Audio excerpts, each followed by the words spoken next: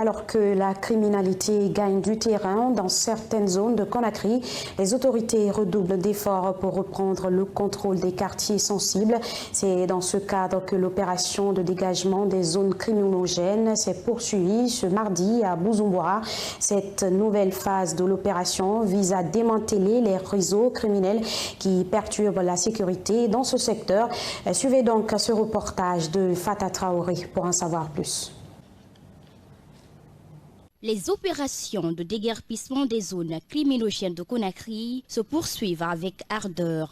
Après avoir démantelé plusieurs quartiers, les autorités en charge de cette initiative ont mis le cap sur Bujumbura, une zone située entre Kouza et Anko 5. Lancée par le procureur général Fallou Doumbouya, cette opération vise à lutter contre la criminalité et la recrudescence de la délinquance juvénile qui sévissent dans certaines parties de la capitale. Sur place, les découvertes faites laissent sans voix. Nous sommes présentement dans la zone qu'on appelle Bujumbura. Dès lors, nous avons mis pied sur le site. Nous avons été vraiment dépassés par la situation que nous avons trouvée.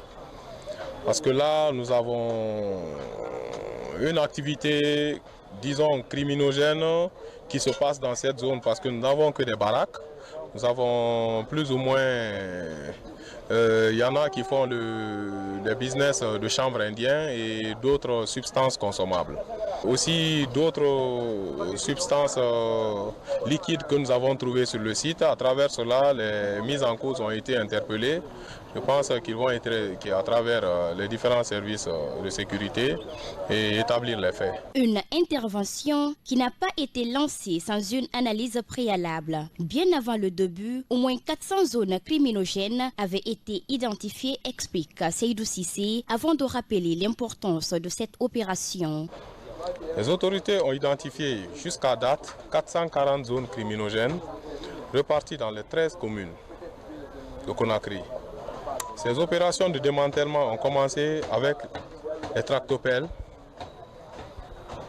et d'autres engins que nous avons comme les pelles. Cette opération est menée par une force mixte du ministère de l'Habitat à travers la DATU et les services déconcentrés comme les différentes communes concernées.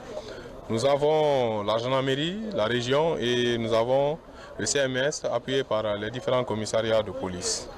Et cette opération est vraiment une opération cruciale parce que ça vise à garantir la paix et la sécurité dans la ville.